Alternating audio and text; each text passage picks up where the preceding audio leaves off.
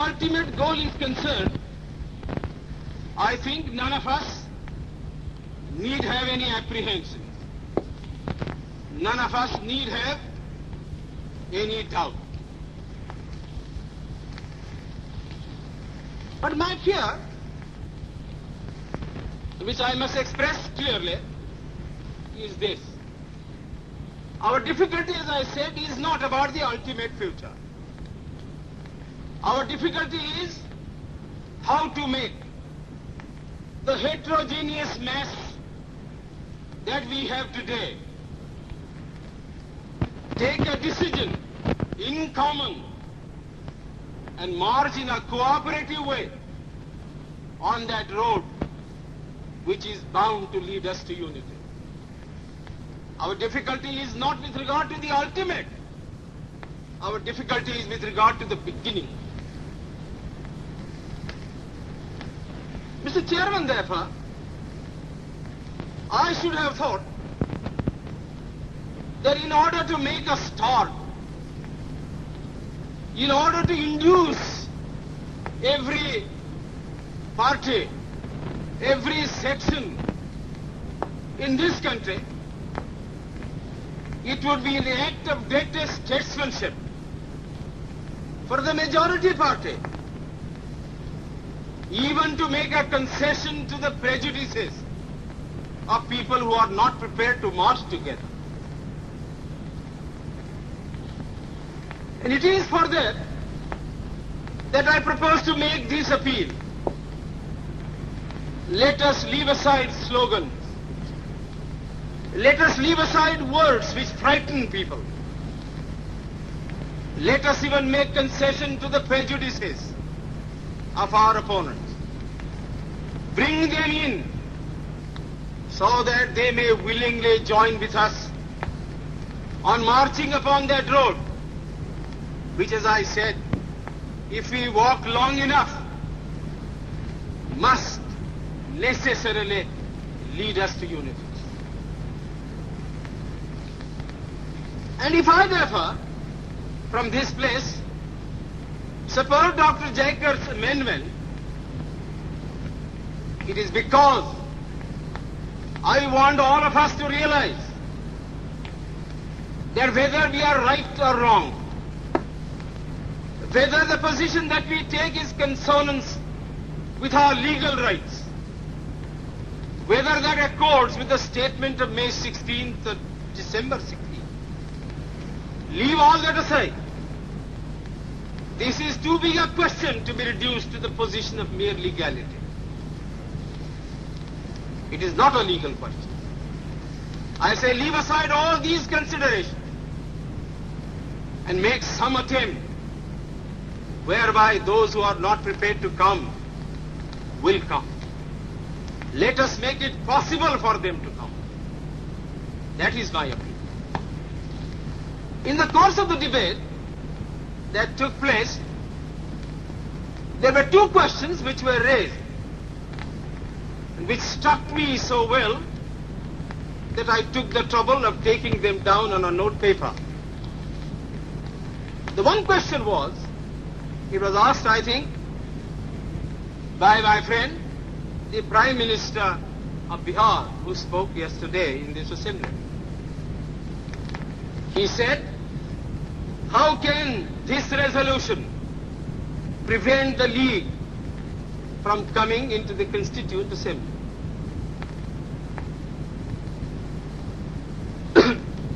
Today, my friend Dr. Shyam Prasad Mukherjee asked another question. Is this resolution inconsistent with the Cabinet Mission's proposal?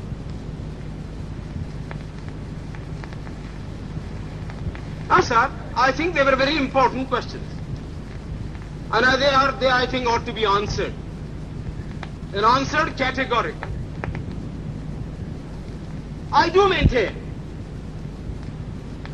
that this resolution, whether it is intended to bring about the result or not, whether it is the result of cold calculation or whether it is a mere matter of accident, is bound to have the result of keeping the Muslim League out.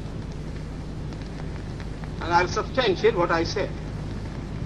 Sir, I invite your attention to paragraph 3 in the resolution, which I think is very significant and very important. Paragraph 3 envisages the future constitution of India.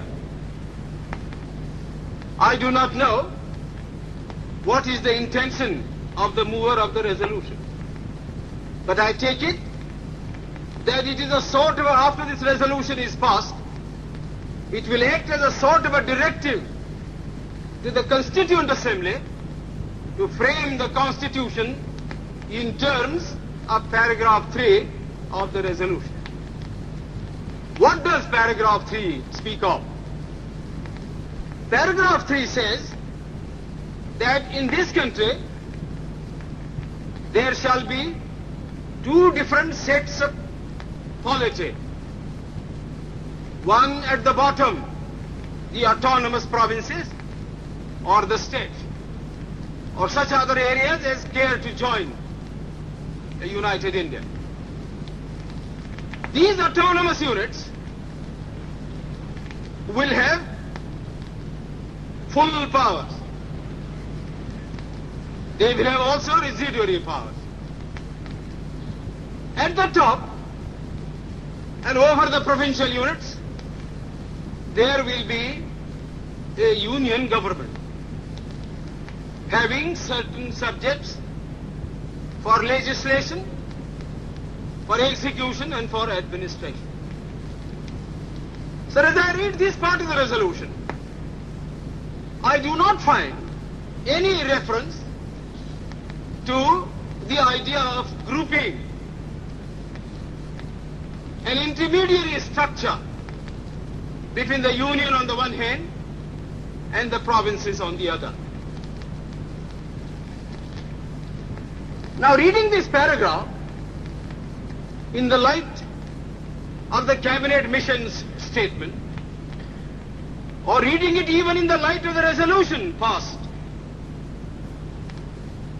having said that we do not want a strong center, and having accepted that there must be or should be an intermediate polity, a sub-federation between the union government and the provinces, I like to know why there is no reference in paragraph 3 to the idea of grouping. I quite understand that the Congress Party, the Muslim League and His Majesty's government is not ad idem on the interpretation of that particular idea about grouping. But I always thought, and I will be prepared to stand corrected if it's shown that I am wrong, that at least it was agreed by the Congress Party that if the provinces who are to be within the different groups consent to form a union or a sub-federation, the Congress would have no objection to that proposal. I believe I am correct in interpreting the mind of the Congress Party. So the question that I ask is this: why did not the mover of this resolution make reference to the idea of having a union of the provinces or a group of provinces on the terms on which he and his party was prepared to accept? Why is the idea of union completely effaced from this resolution? I find no answer.